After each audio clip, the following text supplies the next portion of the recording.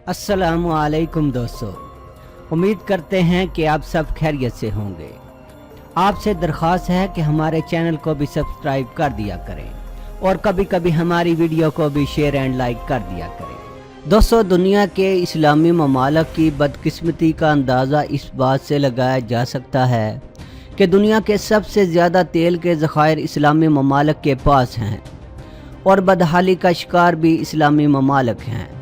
दुनिया के टॉप 10 तेल के ज़खायर की बात की जाए तो वेनेज़ुएला 300 से ज़ायद मिलियन बैरल तेल के साथ पहले नंबर पर, सऊदी अरब 2,66,455 मिलियन बैरल तेल के साथ दूसरे नंबर पर, कनाडा 1,69,709 मिलियन बैरल तेल के साथ तीसरे नंबर पर, ईरान 1,58,400 मिलियन बैरल तेल के साथ चौथे नंबर पर, इराक 1,42,503 मिलियन बैरल तेल के साथ पाँचवें नंबर पर, कुवैत 1,01,500 मिलियन बैरल तेल के साथ छठे नंबर पर, मुत्तहिदा अरब अमारात 97,800 मिलियन बैरल तेल के साथ सातवें नंबर पर, लीबिया 48,363 मिलियन बैरल तेल के साथ नवें नंबर पर और अमेरिका 39,230 मिलियन बैरल तेल के साथ 10वें नंबर पर है।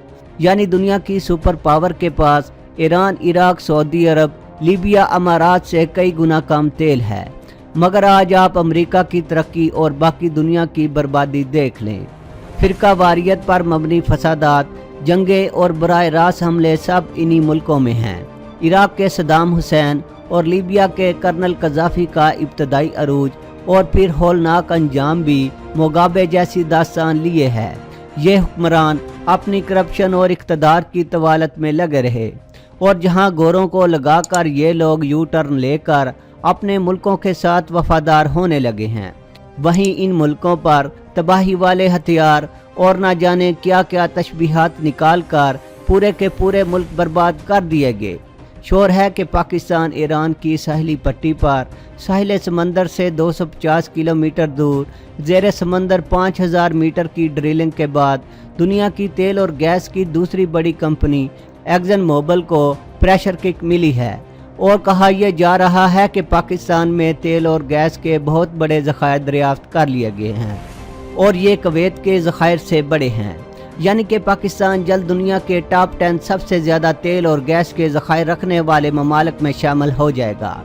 पिछली हुकूमतों पर इस अमल में सुस्त रवि का इल्ज़ाम लगाने वाले ये कहते हैं कि कतर में सरकार में शामिल लोगों के बिजनेस पार्टनर्स को कई अरब के तेल के ठेके देने के लिए मुल्क में किसी भी कंपनी को तेल और गैस ढूंढने का लाइसेंस ना दिया गया और यूं हम इतनी बड़ी दौलत ढूंढने से महरूम रहे। पाकिस्तान के बहरी और खारजा अमूर के कायम मकाम वज़ीर अब्दुल्ला हारून ने एक्सन मोबिल कंपनी की ड्रिलिंग के दौरान अहम पेशरफ से वज़ीर आज़म को आगाह किया और इमरान खान 2-3 हफ्ते में कौम को बड़ी खुशखबरी देने वाले हैं। 220 करोड़ टन की खपत के लिए मुल्क की ज़रूरियात का 15% तेल पैदा करने वाला मुल्क, जिसकी दरामदात का हुजम बरामदात के मुकाबले में 64% है और इसमें 80% तेल और गैस शामिल हैं, आने वाले 70 साल तक तेल और गैस बरामद करने के काबिल हो जाएगा। गूंज यही कहती है कि इससे कौम की तकदीर बदल जाएगी। मगर सवाल यही है कि अगर हम दुनिया के टॉप 10 तेल और गैस के ज़खायर में शामिल हो गए तो हमारा मुस्तकबिल क्या होगा? क्या हम पर नाइजीरिया जैसे हाकम होंगे जो 37,000 मिलियन बैरल तेल रखने के बावजूद अपनी आवाम का मियार ज़िंदगी बुलंद ना कर सके? या हमारा हाल इराक और लीबिया जैसा होगा कि जहां अमरीकी खादम हाकमों की तो जगह होगी, आंखें दिखाने वालों को मुल्क समेत गर्क कर दिया जाएगा?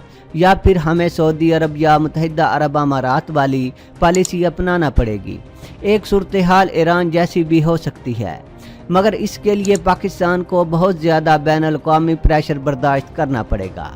आज पूरी दुनिया की नज़रें सी पैक ग्वादर के बाद इन तेल और गैस के ज़खायर पर हैं और हमने काम मुकम्मल किए बगैर वबेला मचाकर मज़ीद ख़तरात को दावत दे दी है। पाकिस्तान में तेल और गैस के ज़खायर मिलने के बाद पाकिस्तान की कौम का मुस्तकबिल क्या होगा, ये आने वाला वक्त ही बताएगा। दानिशमंद कहते हैं कि जब तक आप कोई काम मुकम्मल ना कर लो, आपके दूसरे काम को भी खबर नहीं होनी चाहिए। जब मुकम्मल कर लोगे तो आपकी कामयाबी खुद शोर मचा देगी। ہم نے ریکارڈنگ کے مقام سے دنیا کے سب سے بڑے سونے کے ذخائر کی دریافت کا دعویٰ کیا۔ پاکستان کی قسمت بدلتی نظر آئی، مگر نتیجہ کرپشن اور بین الاقوامی سیاستوں کی نظر ہو گیا۔ بلوچستان کو پاکستان سے الگ کرنے کے پیچھے بھارتی راہ کا سب سے بڑا مقصد پاکستان کو ان معدنیات کی دولت سے محروم کرنا، جن کے بارے میں یہ کہا جاتا ہے کہ پاکستان کو ان کا 10% سے زیادہ کا ادراک ہی نہیں ہے، کیونکہ انہیں دریافت کرنے کی کوشش ہی نہیں کی گئی۔ پھر تھر کے کوئلے کی داستان آتی ہے۔ دنیا کے سب سے بڑے کوئلے کے ذخائر کی بات کی جاتی ہے، اور پھر 4 ارب روپے سے بھی زائد لگوا کر بجلی پیدا نہ کر سکے، اور تمام دعوے دھرے کے درے رہ گئے۔ آپ تاریخ اٹھا کر دیکھ لیں، آپ کو معلوم ہو جائے گا کہ کوئی بھی قوم ملک میں موجود تیل، گیس، معدنیات کے ذخائر سے ترقی اس وقت کرتی ہے جب ان پر حاکم وفادار ہوں۔ انگولا، سوڈان، زامبیا، نائجیریا دنیا کے ان ممالک میں آتے ہیں جہاں معدنیات کے بڑے بڑے ذخائر دریافت ہوئے۔ دوستو، وقت کا تقاضا ہے کہ عرب ممالک اپنی پالیسیوں پر نظر ثانی کریں۔ سن 1979 کے انقلاب کے بعد ایران کی خارجہ پالیسی ایک نظریے کے تحت واضح کی گئی۔ اصل مقصد انقلاب کو فروغ دینا اور شرق اوسط کو اپنے مفادات کو مقدم رکھتے ہوئے تبدیل کرنا تھا۔ انقلاب کے بعد سے ہی اپنے جارحانہ طور طریقوں کے سبب ایران امریکہ سے جنگ آزما ہے۔ اسرائیل اور عرب دنیا سے بھی محاذ آرائی جیسی کیفیت رہی۔ یہ نظام ایران کے قومی مفاد اور ایرانی عوام کے مجموعی مفادات کے مخالف رہا۔ لیکن ایک کڑوا سچ یہ بھی ہے کہ ایران خود اشروں سے جاری ان پالیسیوں کی وجہ سے تباہی کا شکار ہو چکا ہے۔ اپنی ان خارجہ پالیسیوں کے نتیجے میں اس کو بین الاقوامی سطح پر تنہائی کا سامنا رہا۔ وہ اقتصادی اور ماحولیاتی طور پر زبوحال بھی رہا۔ ایرانی حکومت پر عائد پابندیوں کے سبب ایران اپنی توانائی کی صنعت کو جدید نہیں بنا سکا، نہ ہی اپنے تیل کو احسن طریقے سے عالمی منڈیوں میں فروخت کر سکا۔ یہ ممکن ہو سکتا تھا کہ کامیاب سفارتکاری اور بہترین طرز حکومت سے وہ دیگر عرب ممالک کی طرح امیر ملک بن سکتا تھا، مگر ایسا نہ ہو سکا۔ ایران میں غربت کی شرح دن بدن بڑھ رہی ہے۔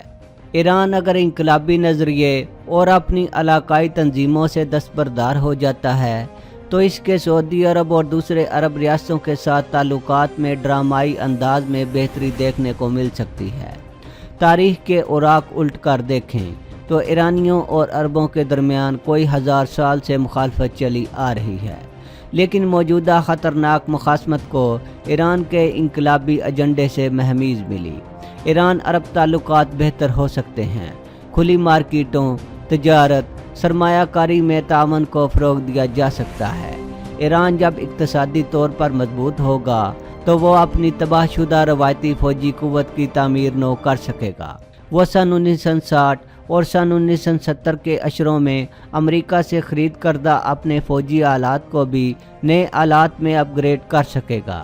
ایرانیوں کو ملک کے جوہری پروگرام کی اربوں ڈالر کی صورت میں قیمت ادا کرنا پڑی۔ انہیں پابندیوں اور ایران کی بین الاقوامی تنہائی کا خمیازہ بھگتنا پڑا۔ ایران شرق اوسط میں ایک بڑی قوت کے طور پر سامنے آ سکتا ہے۔ اس کی تاریخ، حجم اور اقتصادی صلاحیت ایک اہم علاقائی عالمی کھلاڑی بنا سکتی ہے۔ ایران اور اس کے ہمسایہ ممالک کا ہر بات پر اتفاق نہیں ہو سکتا، لیکن ان میں باہمی تعاون، مسابقت کو پرامن انداز میں اور ایرانی عوام کی فلاح و بہبود کے لیے مواقع مل سکتے ہیں۔ بہترین سفارتکاری اور اقدامات سے ایک پرامن اور خوشحال ایران کو حقیقت کا روپ دیا جا سکتا ہے۔